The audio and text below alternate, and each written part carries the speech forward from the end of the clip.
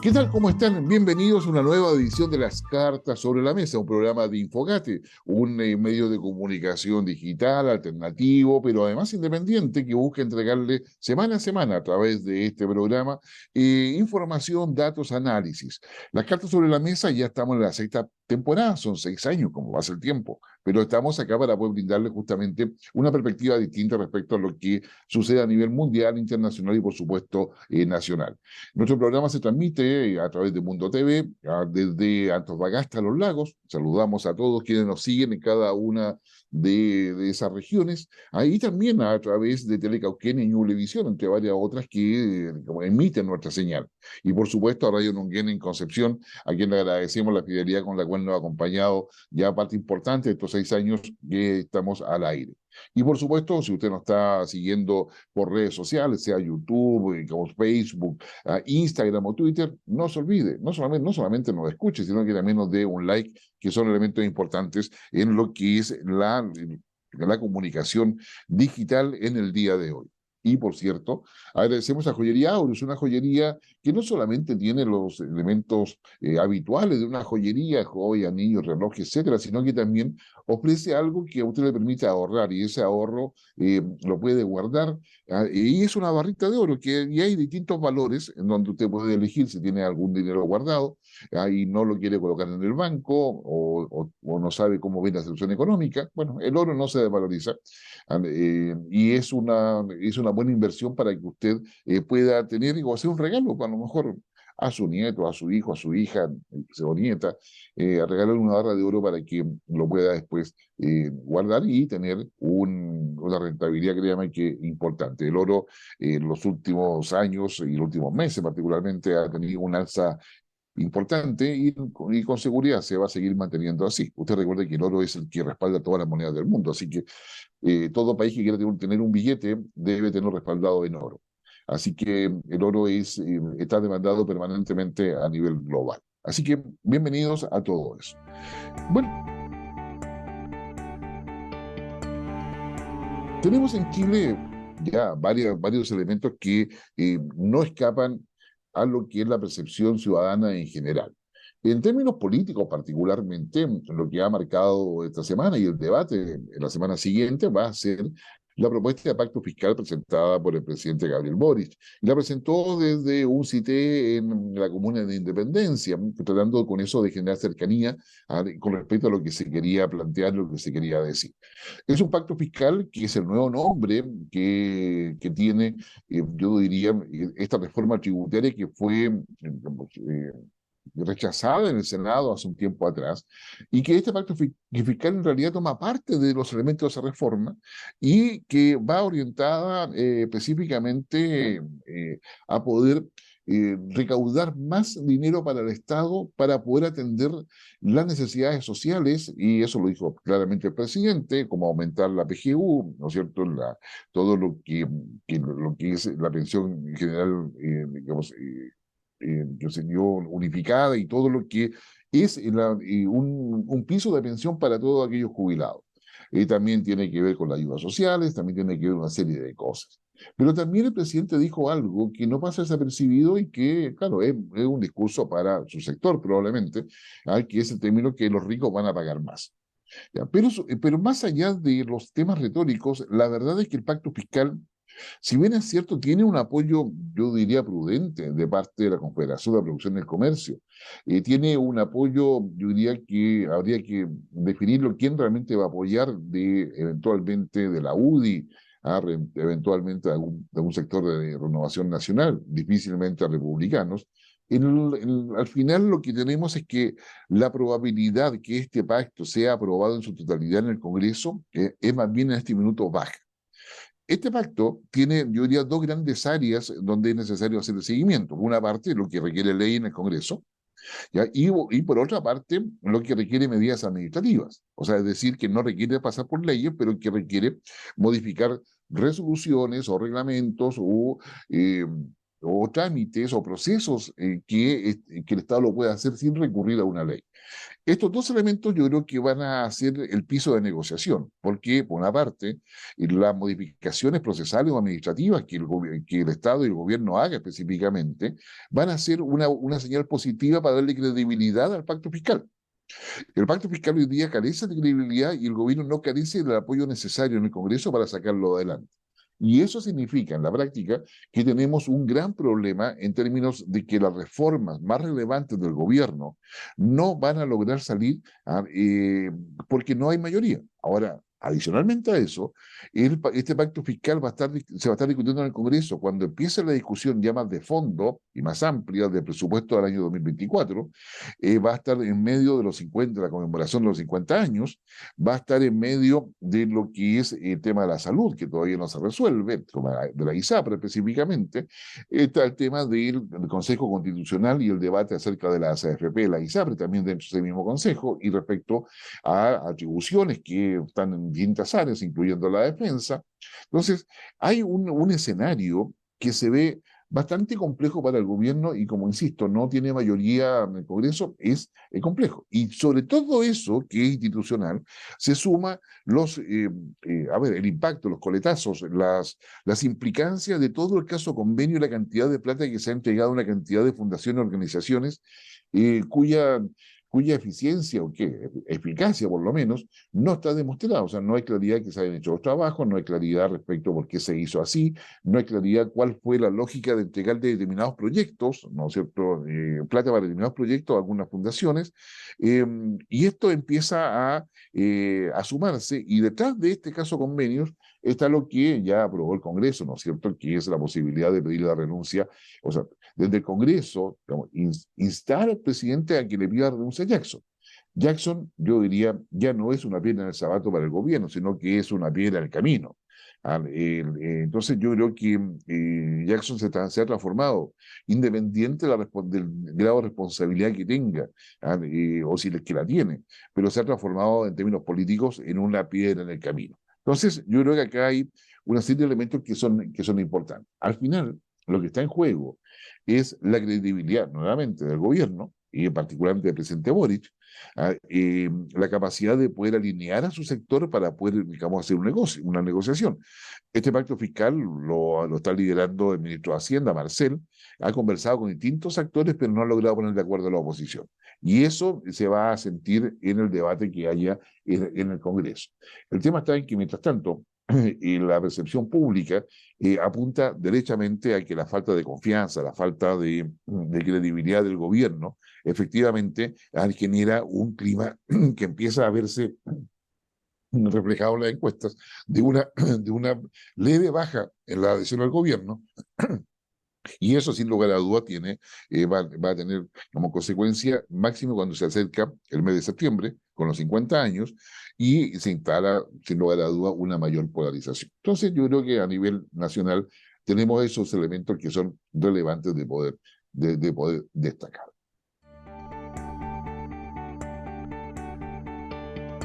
Uno de los temas de seguridad, como hemos señalado ya en más de alguna oportunidad, tiene que ver con el crimen organizado y la manera en que se ha desplegado en toda América Latina y particularmente en América del Sur.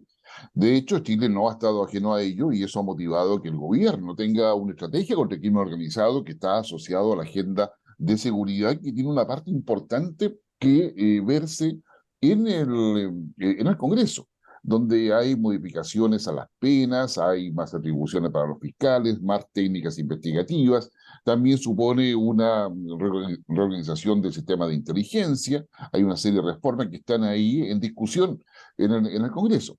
Bueno, pero el crimen organizado, digamos, tiene que ver con todo tipo de actividades que generan o tienen una suerte de red, es decir, hay un punto de venta, un distribuidor, hay logística involucrada, hay lavado de dinero. Todos esos elementos se logran establecer cuando se empieza a indagar a las bandas. El tema es cómo poder identificar cuando hay este tipo de delitos o cuando las bandas están efectivamente ya operando en territorio nacional, ya sea en términos terrestres o marítimos.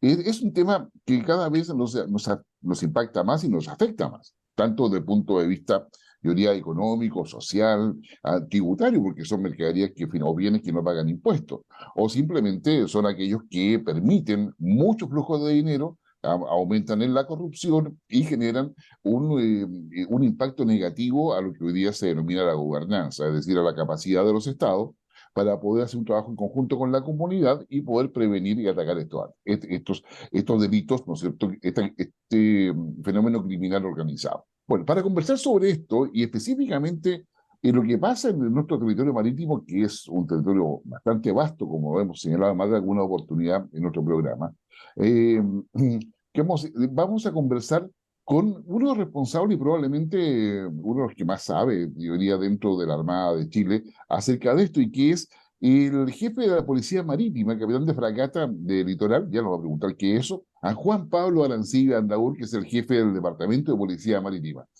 Juan Pablo, ¿cómo está? Un agrado saludarle y muchas gracias por aceptar la invitación de Infogate y de las cartas sobre la mesa. Buenos días, Guillermo. Sí, muy agradado de este contacto para poder hablar más bien de la Policía Marítima y de los desafíos que tenemos, claramente, como decías, en el vasto territorio marítimo que tiene nuestro país. Así es, pero déjeme preguntarle primero, ¿qué significa ser capitán de fragata? Porque, o sea, yo soy civil, entonces, ¿qué es muy fragata? ¿Qué sé yo? Porque las otras instituciones, al capitán de fragata, ¿qué grado corresponde? Sí, capitán de fragata es uno de los grados bueno, dentro de los oficiales de la Armada, ¿ya? El equivalente a lo mejor en el ejército, en carabinero, equivale a teniente coronel, a comandante, ¿ya? Y ese es uno de los grados, exactamente. Sí. Exactamente, bueno, y como comandante ya se supone ya pasó el grado de mayor, ahora está Sí, en pleno proceso de madurez de mando, diría yo, y de liderazgo de mando. exactamente, sí. Y con la experiencia y además, pero igual permanentemente viendo y analizando la actualidad, porque en el caso de la Policía Marítima y en las funciones, y bueno, y en toda profesión realmente, eh, por la tecnología también van cambiando la operación y el trabajo, uno siempre permanentemente se debe ir perfeccionando también. Sí. Cuénteme, Juan Pablo, ¿cómo llegó usted a la Armada? Porque hay mucha gente que dice, bueno, ¿cómo? O sea, bueno, todos saben que hay que postular y todo eso, pero finalmente se transforma en una vocación, porque, o sea, en la práctica, usted es del litoral, que es una de las especialidades de la Armada. ¿Ya? Bueno, ¿cómo llegó ahí tan, cuál es su historia? Sí, exactamente. Bueno, eh, finalmente, claro, uno es más que un trabajo, la verdad es una forma de vida, porque es no solo por la demanda de estar siempre 24/7 disponible para la institución y el trabajo que uno comenda, independiente de la especialidad que uno haya elegido estando en la Escuela Naval, sino que es también, está muchas veces como uno se da cuenta, hasta en el vocabulario. Naval que uno utiliza ya por tantos años, ahí se ve la diferencia. En mi caso, bueno, desde el año postulé a la Escuela Naval el año 96 para ya entrar al año 97 a la Escuela Naval. Ahí uno tiene una formación como oficial de 4 años y dentro de este periodo uno elige la especialidad. ¿Ya?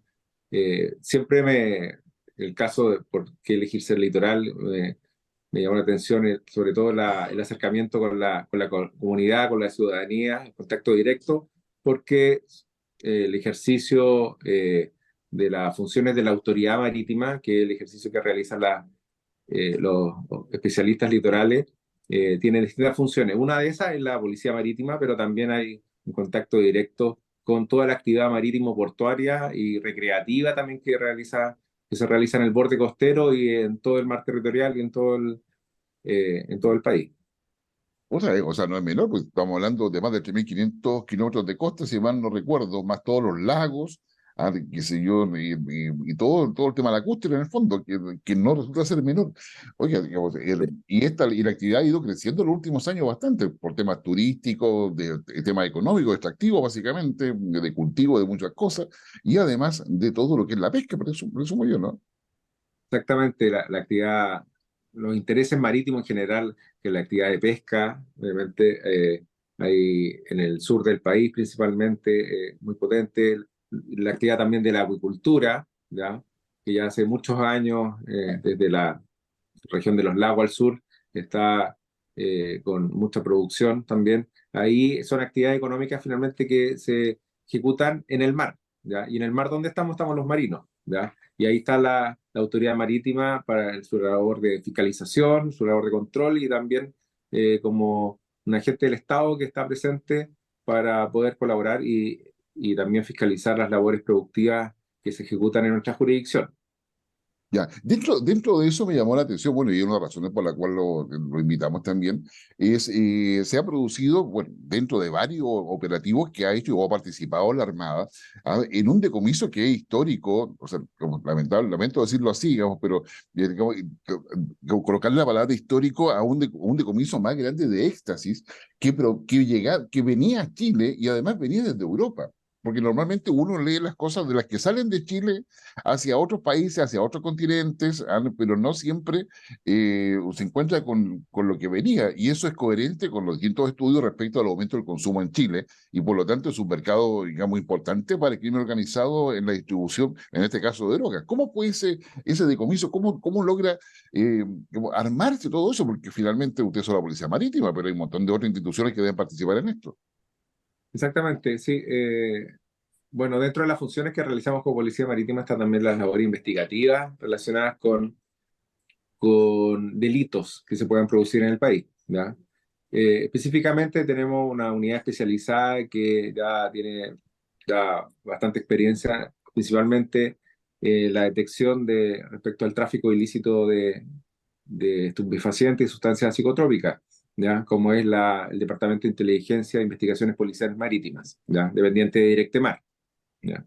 Efectivamente, estos trabajos, la principal característica que tienen realmente todos es que son de larga data. No es de un día para otro que se descubre algo así, ¿ya? Y requiere principalmente un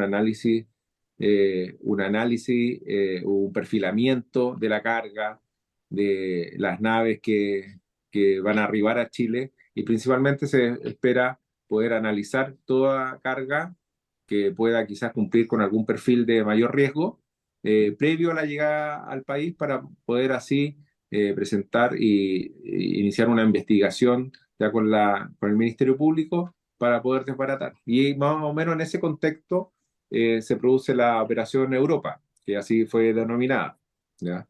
Eh, Específicamente en esta situación fue una labor primero por separado de aduana y también de la Policía Marítima, que perfilaron una carga, ¿ya? Y lograron coincidencia en el nivel de riesgo que se definió para un contenedor en específico, ¿ya? Al después tomar contacto, porque siempre hay, y siempre consideramos que los trabajos para que tengan éxito, necesitamos el esfuerzo y la cooperación de todas las instituciones que puedan apoyar y así se tomó contacto con aduana, ¿ya? Indicándole la información y ellos también, paralelamente, también nos estaban entregando la misma información. Dijeron, sí, por tanto coincidimos en el perfilamiento, en el análisis, por tanto hay un nivel de riesgo importante, por tanto también probablemente un nivel de certeza mayor para poder hacer el seguimiento a ese contenedor, poder descubrir y finalmente ya sabemos cómo terminó y fue todo un éxito. Sí, porque finalmente la sorpresa fue que, bueno, hay toda una parte investigativa, finalmente va y se abre el contenedor y se encuentra una cantidad de éxtasis. Yo diría que más, o sea, eh, lo que me preocupa a mí, por lo menos, desde el punto de vista de análisis, es que, o sea, el mercado en Chile debe ser muy bueno para traer toda esa cantidad de pastillas, porque son más de 500.000, ¿no? Claro, finalmente lo que tenemos contabilizado son 184 kilos de metanfetamina, Ya. equivalente a 520.000 dosis de éxtasis que se pueden producir, ¿ya? Claro, es un número importante, ¿sí? Por eso está considerado como uno de los más grandes decomisos de éxtasis en Sudamérica, ¿ya? Eh, Finalmente también se logró la detención de 5 ciudadanos extranjeros, ¿ya? Pero eso es lo importante, uno puede sentirse preocupado por la situación de encontrar estos decomisos, ¿ya? Pero finalmente es importante la labor investigativa y poder descubrir y que no lleguen a manos finalmente de quienes distribuyen esta droga en Chile, ¿ya? Porque no necesariamente a lo mejor podría haber quedado en el país, sino que también podría haberse después alguna parte de ella haber enviado a otro a otro país, porque finalmente Chile todavía sigue siendo un país seguro, ¿no? ¿Ya? Por tanto, en ocasiones se blanquean los pasos de droga por nuestro país eh, cuando van dirigidos hacia otra, por ejemplo, puede ser a Estados Unidos o otros países. No, exactamente. O sea, las rutas que hay Sí. para el tráfico de drogas son impresionantes. O sea, muchas veces usan solamente los puertos chilenos, de aquí salen a otros continentes, a otras naciones. Ya, es un problema. ¿Se ha hecho más compleja la labor de la policía marítima? La labor de la policía en general es más compleja porque el crimen organizado principalmente trabaja y se mueve en un negocio que es muy lucrativo. Al ser muy lucrativo tiene altos ingresos y por tanto pueden comprar o pueden adquirir mayor tecnología, ¿ya? Y tienen redes importantes para poder lograr su objetivo. Por tanto, ahí está la competencia, de cierta forma, que tienen las policías o los estados para poder competir contra el crimen organizado. Por eso es fundamental el trabajo conjunto entre las policías. Aquí en esta operación Europa, como dije en un inicio, trabajó aduana con la policía marítima, ¿ya? Y después también fue necesario la intervención también de los S7 carabineros, ¿ya? Y el trabajo conjunto, sumando finalmente los conocimientos, las capacidades que tiene cada una de las policías y la experiencia, se logran estos buenos resultados, ¿ya? Y ese es el camino, ¿ya? Por eso también permanentemente estamos en capacitación, en conocimiento, en entrega de información entre las policías, ¿ya? También con la PDI, ¿ya? Y también participamos en mesas de trabajo relacionadas también con el crimen organizado y otros delitos eh, de relevancia para el Estado, ¿ya? Para poder combatirlo. Y en eso estamos permanentemente. Oye, cuénteme, digamos, imagino, bueno, es un container. Yo creo que por la cantidad que estamos hablando, no, toda esa droga no ocupaba todo el container. ¿Ah? Y tampoco creo que haya venido una caja, acá viene la anfetamina, acá viene el éxtasis, no sé, o sea, ¿dónde Ya. estaban esas drogas? Sí, esta droga, en este caso en específico, obviamente siempre, como usted dice, no viene, no viene así con un empaquetado y dice la carga, la lista de carga dice metanfetamina, no, Claro. obviamente. Se oculta, ¿ya? Los métodos ocultos son muy variados, ¿ya? La imaginación da para mucho cuando es necesario ocultar una droga y poder pasar. Muchas veces se confunde con algunas cargas que tienen que expeler algún olor en específico, por tanto, para poder no ser detectada, y otras veces también, en este caso, fueron electrodomésticos, ¿ya? Al interior de electrodomésticos. Muchas veces pueden ser a través de esculturas, plantas, eh, eh, cajas de alimentos, o sea, lo que uno pueda imaginar puede venir la droga oculta. En este caso eran electrodomésticos, ¿ya? Lavadoras, secadoras, ¿ya? Eh, refrigerador, entonces ahí era oculto. Lo importante es que muchas veces puede venir un manifiesto en el cual indique eso, ¿ya? Pero ahí está el análisis, el trabajo, ¿ya? El trabajo para poder detectar y poder llegar a perfilar esta carga como de riesgo para poder llegar a una solicitud para poder abrir ese contenedor, ¿ya? Ese es el análisis importante, que va no solo de la carga, sino que el lugar de procedencia, muchas veces si está identificado o no el propietario, el consignatario aquí finalmente final a quién le iba a llegar, ya el costo o los valores asociados al transporte, la comercialización, si las empresas son nuevas o tienen bastante tiempo. Ahí es un trabajo, la verdad, muy arduo, ¿ya? Y que requiere también experiencia, ¿ya? Y muchas veces investigaciones antiguas, ¿ya? Dejan alguna arista o algún nombre o algún nombre de alguna empresa asociada que estuvo a lo mejor en una investigación y después puede arrojar en otra investigación meses después o años después, y ahí uno va ligando la información para poder detectar. Y como dije en un principio, así también lo hizo aduana, por tanto, así pudimos lograr concluir que teníamos certeza en que realmente el riesgo era importante y la posibilidad de realmente encontrar lo que se esperaba era, era real, y así fue. Sí, es muy frecuente encontrarse con, con este tipo de contrabando, de tráfico de drogas proveniente desde Europa hacia Chile, porque yo insisto, o sea, uno tiene la idea de que las cosas se van de aquí para allá y no al revés. ¿Qué significado se le da a eso? ¿O qué interpretación, mejor dicho? Sí, el traslado de droga, finalmente pueden haber distintas causas. Una puede ser realmente en ocasiones cuando a lo mejor hay cantidades menores, ¿ya? Se prueban rutas, ¿ya? Eh, como si es que se descubre, es una menor pérdida para la organización, ¿ya? Y va descubriendo y va analizando finalmente la- los niveles de seguridad o de revisión en algunos puertos. En otras ocasiones, a lo mejor ya probados algunas rutas, como dije, puede ser a lo mejor una entrega específica, a lo mejor a una necesidad de una organización que requería esa cantidad de droga, a lo mejor por única vez en el país, ¿ya? O también podría haber sido también eh, entrega para poder finalmente mantenerla un tiempo en el país y después llevarla a otro lugar o otro continente. Entonces, es variedad.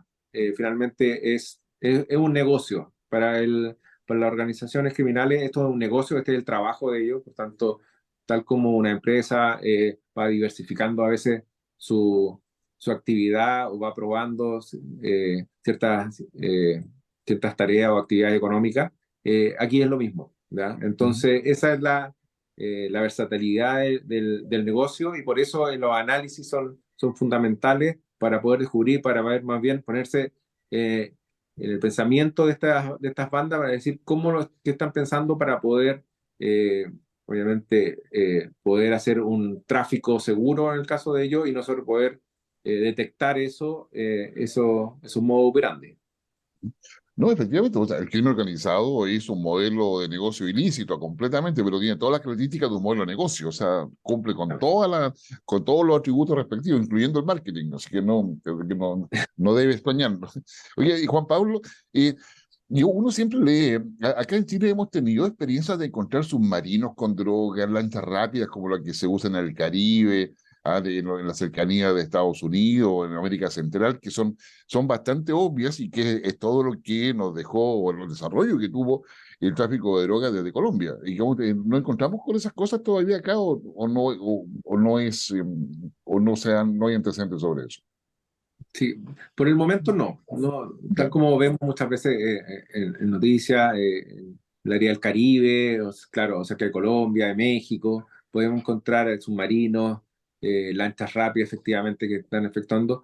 Y también quizá uno podría decir el tipo de transporte en esos lugares, si son rutas quizá de menor distancia, ¿ya? Entre países de menor distancia, utilizan un medio que también las condiciones de mar y las condiciones meteorológicas en esos sectores son más favorables para efectuar un tránsito a lo mejor corto con una lancha rápida o un submarino. Quizás por otro lado, nosotros nos favorece a lo mejor la condición ahí de estar muy al sur del hemisferio, ¿ya? Para poder, para quizás sea más compleja el tránsito, a lo mejor en algunos medios así, pero tampoco es posible descartarlo de pleno, ¿ya? Sí, encontramos por medio marítimo, por ejemplo, estamos viendo la operación Europa, que es un contenedor, dentro de muchos contenedores que trae un buque, ¿ya? Pero también existe el transporte muchas veces o la entrega a través de lanchas pesqueras o lanchas de menor tamaño, ya que en el norte del país pueden transitar para poder desembarcar en algún lugar o alguna caleta más alejada de los centros urbanos. También existe esa posibilidad. Por tanto, los modos brandy, ya sea de otros países, también se analizan porque nunca uno puede descartar que pueda ocurrir eso o alguien que pueda probar otra, algún otro medio o alguna otra ruta o forma de entregar droga o cualquier actividad ilícita. Sí, pues yo me imagino que de repente, o sea, bueno, yo sé que existe la entrega en medio del mar, a mar abierto, es decir, hay un buque grande, y disculpe digamos, la ignorancia, o sea, de llamarlo un buque grande, Sí, un buque de gran calado, claro, que finalmente llega una goleta pequeña, y después esa goleta se la pasa a una lancha que está con una sola persona, y finalmente la lancha es la que llega al puerto con toda la droga o el contrabando de que se trate. sí, porque, y por eso mismo hablamos del perfilamiento de la carga, pero también Ya, ok. estamos, un análisis también de las rutas y los tránsitos de las naves, ¿ya? Nosotros ya como autoridad marítima tenemos control por situaciones también de casos SAR para la búsqueda y salvamento marítimo, ¿ya? Y el control de tráfico marítimo en nuestra área de responsabilidad de búsqueda y salvamento. Tenemos el control de la navegación de las naves de gran calado o de mayores, y también de lanchas deportivas, embarcaciones pesqueras, de todo tipo.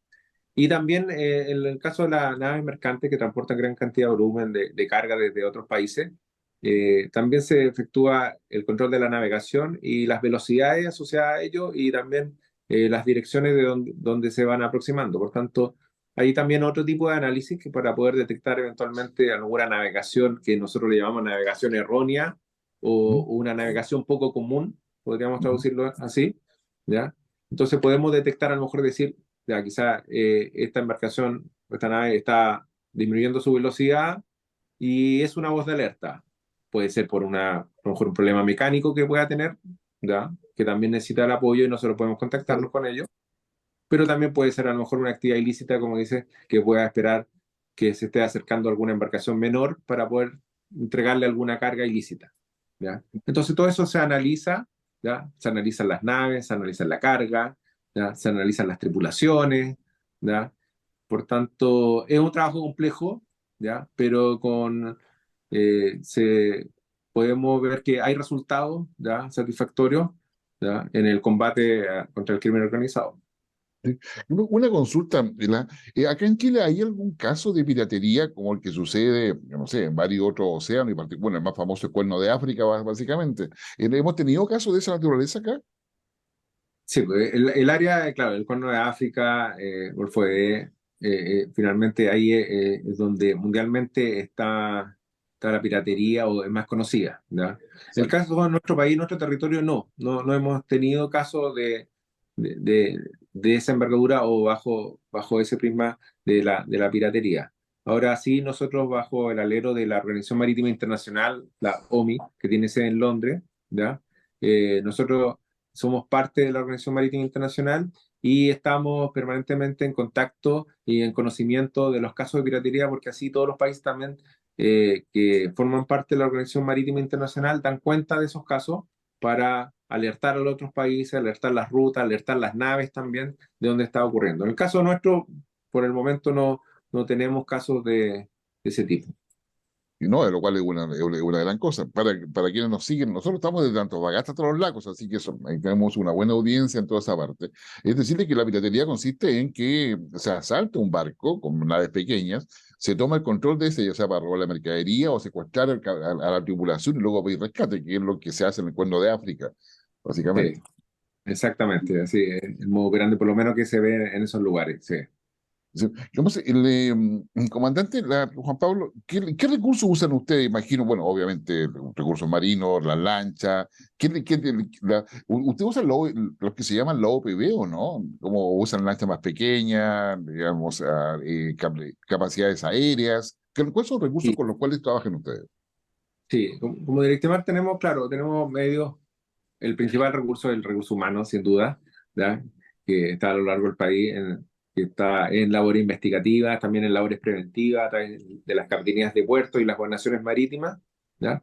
Y en medios materiales, claro, principalmente ocupamos lanchas de distintos tamaños, ¿ya? Porque también algunas son para que esté operando en algunos lagos, otras que estén en el borde costero más cercano a costa, y otras lanchas que se pueden alejar un poco más o pueden estar operando en situaciones a lo mejor de mal tiempo, ya que muchas veces tenemos que nosotros salir justamente cuando hay malas condiciones meteorológicas.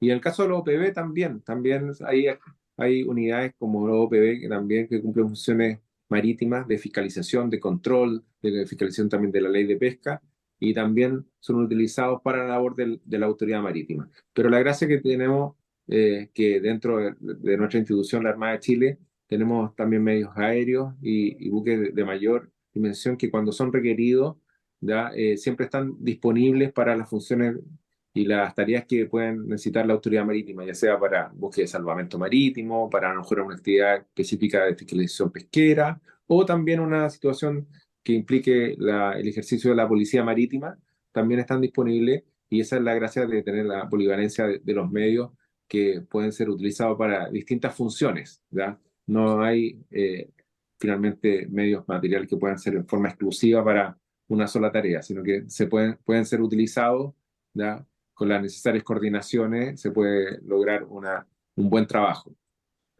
No, yo creo que eso es fundamental. Ahora, ¿hay algún otro caso que esté en desarrollo, que se esté trabajando? Sin necesidad que entre al detalle, por supuesto, respecto a lo que ese decomiso tan importante que se ha hecho, porque finalmente distintos estudios señalan de que Chile es foco, ya sea país de tránsito, país de consumo, ha aumentado el consumo de droga, y también hemos sido buenos exportadores y señalados por distintos organismos internacionales de droga. Droga que viene de otros países, incluso de repente llega por el Atlántico, cruza la cordillera y se exporta desde acá. ¿Hay más casos que estén trabajando? Permanentemente, o sea, eso, sin duda, o sea, esta operación, no sé, se arroja parte y se logra apurar finalmente el resultado porque el buque ya estaba próximo a recalar y en un poco más de un mes se logra este análisis, trabajo y poder desbaratar, ¿ya? Eh, Ahora bien, hay otras investigaciones que duran 6 meses, 7 meses, pueden durar más de un año incluso, investigaciones, ¿ya? Y que se logran los objetivos que se esperan en conjunto con las fiscalías, que finalmente las fiscalías son las que dirigen las investigaciones en apoyo y las policías apoyan y entregan toda la información necesaria para llegar a un buen resultado.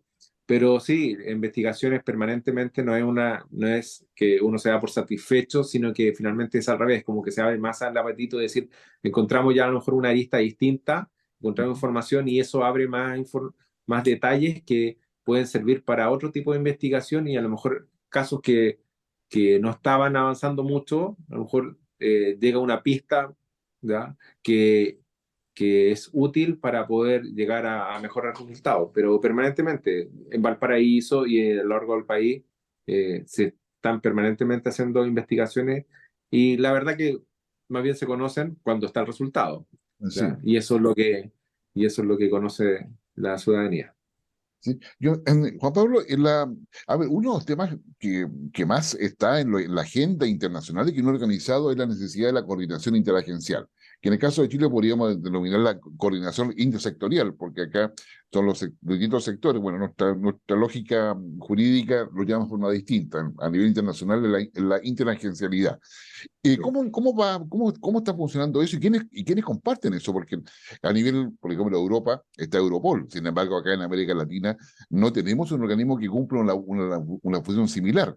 Hay coordinaciones, pero la entrega y compartimentaje, o sea, y la idea de compartir datos no siempre funciona. ¿Cómo haría la fotografía de la coordinación interagencial a nivel nacional y a nivel internacional de ustedes? A nivel nacional no hay ningún inconveniente. O sea, permanentemente es una labor, sí, diaria, como dije, en mesas de ¿Ya? trabajo, en labores investigativas, en las labores preventivas también que se realizan a lo largo del país, es una tarea permanente de las policías de DPI, Carabineros y la Policía Marítima. Eso es permanente y no hay ningún inconveniente, ¿ya? Hay una fluidez muy, muy buena de la información entre las instituciones.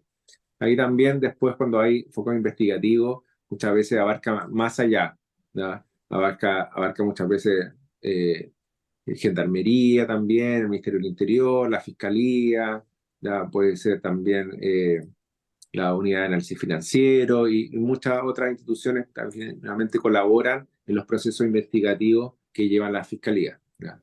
A nivel internacional también. A nivel internacional también se ejecutan trabajos conjuntos, ¿ya? Con los países vecinos, ¿ya? Con Argentina, con Perú principalmente, ¿ya? Pero también hay también una conciencia de la necesidad de la colaboración en Sudamérica, ¿ya? Que abarca todos los países de la costa Pacífico, ¿ya? Que permanentemente se ejecutan desde Estados Unidos, Panamá, también la DEA de Estados Unidos también entrega información, porque finalmente se entiende que muchas veces, a lo mejor un país, cuando recaba una información y también nos pasa a nosotros, y logra determinar a lo mejor el perfil de riesgo de alguna carga, alguna nave, ¿ya? Quizás se logró cuando el buque ya zarpó del país y va de dirección a otro. Por tanto, existen las alertas. Alertas que entregan un país a otro y le dice, sabe, yo perfilé esto, pero ya, de acuerdo a la información, este buque va en tránsito a un puerto de ese país. Y ahí, y así se produce finalmente una suerte de reciprocidad, ¿ya? De entrega después de información entre los países y funciona, ¿ya? También está también el nexo con Interpol, por tanto hay actividades de entrega de información y útil, ¿ya? Porque se entiende finalmente que todas las policías y todos los estados requieren o están en el proceso de combate contra el crimen organizado y se requiere de un trabajo conjunto interno, pero también entre países. Sí, yo creo que eso es lo más difícil, ¿ah? Porque finalmente, por lo menos lo que me ha correspondido conocer a mí, lo que más le costó a Europa, casi 20 años, es tener la misma base de datos compartida. ¿Ah? Y las famosas bases de datos es lo que yo creo que nomás nos cuesta en América Latina, porque cada país muchas veces clasifica o categoriza los elementos de forma distinta y eso hace muy difícil el trabajo de la base de datos. Yo creo que se ha logrado avanzar un poco en eso. Sí, se avanza. Muchas veces pasa por las confianzas, de que cuando, como dije, cuando ya un país entrega información a otro y uno se da cuenta que fue una información útil y se logró un buen resultado, se logra las confianzas y después el país entrega nuevamente también información y así se va logrando confianza muchas veces entre las propias policías, ¿ya? Y la agencia Mm. investigativa y se va entendiendo que es en beneficio también en este caso de Sudamérica, la necesaria conversación y nexos que deben tener los países y las policías. No, sin lugar a dudas. ¿En cuántas partes está la Policía Marítima acá en Chile? ¿Cuál es su espectro de responsabilidad o su jurisdicción? Sí, la jurisdicción de la Policía Marítima, esa es la misma jurisdicción que le compete por ley de navegación y por la ley orgánica de Directemar a la Autoridad Marítima, que eso comprende el borde costero hasta los 80 metros sobre la línea de más alta marea, ¿ya? En territorio nacional, y también en el mar territorial, ¿ya? Que es donde ejercimos plenamente funciones y todas las leyes nacionales en mar territorial son de completa vigencia, y así nosotros debemos hacerla cumplir, ¿ya? Y a lo largo del país estamos en nuestra organización a través de gobernaciones marítimas, y estas gobernaciones marítimas a su vez tienen capitanías de puerto que abarcan desde Arica hasta Puerto Williams, ¿ya? Por Claro. tanto, en todo el borde costero estamos presentes, ¿ya? En las capitanías de puerto y también con sus unidades marítimas, ¿ya? Ejerciendo la fiscalización, ¿ya? De normas administrativas y también en la persecución del delito en actividades de prevención del delito en forma permanente en el borde costero, en los puertos, en las caletas, en clubes de yate, en aguas interiores, en los canales del sur y en el mar territorial. Sí. No, no, solamente para que nos están siguiendo, el mar territorial son las 12 millas, ¿ah? Donde Chile tiene plena soberanía sobre eso. Luego vienen las 200 millas, zona económica exclusiva, donde tenemos el privilegio, ¿verdad?, de, digamos, y la capacidad de poder explotarlo económicamente a través de la pesca. Por lo tanto, ustedes se preocupan de esas 12 millas iniciales. Claro, como policía marítima, porque si hablamos como dentro de las otras funciones que tiene la autoridad marítima, es la salvaguarda de la vida humana en el mar, y ahí está el control también de la navegación de las naves, ¿ya? Eso abarca muchísimo más allá de las 12 millas, ¿ya? Entendiendo que el territorio marítimo, todo el mar en el mundo está subdividido entre los países para poder tener el control y que no quede ningún área sin control para poder apoyar las labores de salvaguarda de la vida en las actividades marítimas, ¿ya? Pero eso abarca muchísimo más. La labor claro, se entiende que la policía marítima se ejerce hasta el mar territorial, ¿ya? Porque ahí es donde están en plena vigencia obviamente las leyes nacionales, ¿ya? Y más allá también de las 12 millas del mar territorial, sí hay alguna eh, delitos internacionales que sí también se pueden perseguir, pero ya eso obedece a ratificaciones de convenios internacionales con que el país cuenta. No, o sea, Juan Pablo, yo la verdad que no te envidio para nada porque es una gran responsabilidad. Y además Chile es tan largo. Si A ver. y eso significa, yo diría la verdad, o sea, tener una capacidad de coordinación porque son realidades distintas. O sea, lo que yo poco y nada que he podido aprender es que las marejadas del sur son distintas a las del norte. Que si yo, por lo tanto, las dificultades son también en términos logísticos, en términos operacionales, despliegue, también son diferentes. Juan Pablo, muchas gracias por la entrevista. La verdad es que muy, digamos, muy entretenida, pero además muy informativa respecto a lo que hace la Policía Marítima. Así que muy agradecido por la gentileza de poder compartir con nosotros en las cartas sobre la mesa. No, de verdad a ti, Guillermo, y al programa para poder dar finalmente a la ciudadanía, dar el conocimiento del ejercicio que realiza la Policía Marítima, ¿ya? Que está, como dije, desde Arica hasta Puerto Williams, ¿ya? Y está presente en busca de, en este caso, el combate al crimen organizado en labores investigativas, pero también para la seguridad pública de todos los ciudadanos. No, muchas gracias. Hasta otra oportunidad. Te agradezco, muchas gracias. Adiós.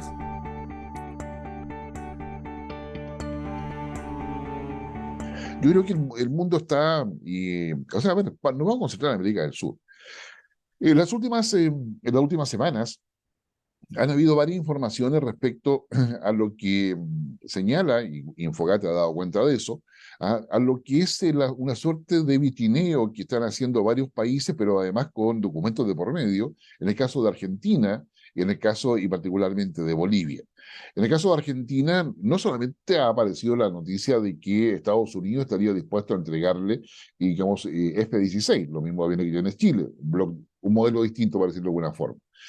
Pero son F-16 y eso significa aumentar considerablemente la capacidad bélica o la capacidad militares, ¿no es cierto?, de Argentina. Eh, Argentina tiene un déficit de punto de vista operacional, de punto de vista de sistema de armas, como distintas razones que no es del caso analizar ahora, pero que estos F-16 son F-16 usados. Son F-16 que vienen de países europeos, que están haciendo el cambio tecnológico y que obviamente podrían llegar aquí. Digo podrían porque esto tiene no solamente que ser visado por el Congreso de Estados Unidos. Estados Unidos no puede vender ningún avión suyo que tenga otro país sin la autorización del Congreso estadounidense. Pero también tiene que ver con los recursos que tenga Argentina para comprarlo. Y es ahí donde tenemos quizás el mayor problema. Es decir, no es tan simple. Pero ¿por qué Estados Unidos estaría interesado en pasarle F-16? Porque dado el vitineo que ha hecho Argentina, donde ha ido a pedir presupuestos, para decirlo simple, a China, a India, a Turquía también se ha sumado a las ofertas, ¿ya? Y varios otros países más. En definitiva, hay interés por parte de Estados Unidos de que Argentina no adhiera a tecnología de países que Estados Unidos considera adversarios. ¿Ya? Yo creo que ahí hay un primer punto. Entonces, lo segundo es que eso es coherente en Argentina con todo lo que es su visión geopolítica y la importancia que le ha dado el actual presidente Fernández a esta visión geopolítica en tanto en lo que se refiere a la Patagonia como al territorio antártico, incluyendo las plataformas continentales. Es decir, acá tenemos que más allá de lo que usted o yo podamos pensar de Argentina y su gobierno, tenemos además un accionar a nivel de Estado que no deja de ser interesante de observar, ¿ya? Por las implicancias que tiene. Entonces, yo diría, eso motiva, de hecho, también que Chile haya presentado una solicitud por temas de plataformas continentales en las Naciones Unidas, tal cual lo hizo Argentina, también llevó a que el presidente, como se leyó, y parte del Estado, incluyendo las Fuerzas Armadas, estuvieron en la Antártida. Acá hay un juego que tiene que ver mucho más con horizontes de tiempo de 20, 30 o más años al futuro. Entonces, también eso, si Argentina tiene más capacidades militares, no pasa desapercibido tampoco la presencia china en Argentina. en términos de la base que tiene en la Patagonia, bajo un esquema de inmunidad diplomática completa. Es decir, Argentina no puede inmiscuirse en lo que se hace ahí dentro de esa base. Es una base controsatelital, según la propia China ha señalado. Entonces, yo creo que ahí tenemos un tema. Pero al lado de eso, tenemos lo que también está haciendo Bolivia. Bolivia, por su parte, ha anunciado un acuerdo con Irán. Ahora, este acuerdo con Irán viene de larga data. Esto empieza en el 2006, cuando en el primer año del gobierno de Evo Morales en la primera presidencia que tiene, es el año 2006 se firma un convenio entre Bolivia e Irán. Y ese convenio finalmente se va profundizando, pero en dos áreas básicamente las más importantes. O sea, en tres, perdón. La cultural, la de asociada a medicamentos, y la asociado a alimentos. Esas tres áreas. A raíz de esos convenios, que en 2013, como decía, se profundizan, hoy día tenemos que en Bolivia al menos hay tres mezquitas, en el Alto, en La Paz, ¿no es cierto?, y Santa Cruz, tres mezquitas islámicas donde muchos bolivianos se han convertido al Islam y hacen las ceremonias y cumplen los ritos necesarios de este Islam. El tema está en que el Islam que se enseña ahí es chiita. Irán, a su vez, es un adversario reconocido por Estados Unidos. Irán es un problema geoestratégico para Estados Unidos por la ubicación que tiene, por la relación que Irán tiene con Israel, por la reciente reanudación de vínculos diplomáticos con Arabia Saudita impulsados por China. Por China. China está ahí involucrado. Pero volvamos a Bolivia. En Bolivia, ya, hay yo diría, un movimiento cultural para enseñar el Islam, para poder enseñar el idioma, para enseñar la religión chiita, o esa perspectiva musulmana, bastante potente y permanente, como le decía, el 2013 en adelante, al menos. Entonces, cuando hoy día se anuncia de que se va a ampliar esta cooperación entre Irán y Bolivia al ámbito de la seguridad y la defensa, y donde, claro, uno como observador externo es obvio de que estamos pensando en drones, porque los conocemos por lo que está pasando en Ucrania, pero también estamos pensando en radar, defensa antiaérea, todo lo que es la capacidad tecnológica desde el punto de vista de comunicaciones, y donde están los drones. O sea, usted piense que para que un país tenga drones, tiene que tener una capacidad tecnológica que le permita controlarlos. Entonces, significa, yo diría, un acuerdo que es complejo. Ahora, la situación económica de Bolivia no es la mejor. Ahora, Irán le podrá interesar mucho a Bolivia, pero también requiere recursos y por lo tanto requiere que le paguen algo al menos, en un precio que los países convienen entre ellos, por lo que le van a transmitir. Esto significa también de que Irán lo que busca con Bolivia es no solamente darle la ayuda, sino acceder a sus recursos naturales, desde el litio para adelante, eh, sino que también significa hacer una demostración de influencia en lo que normalmente se denomina el patio trasero de Estados Unidos.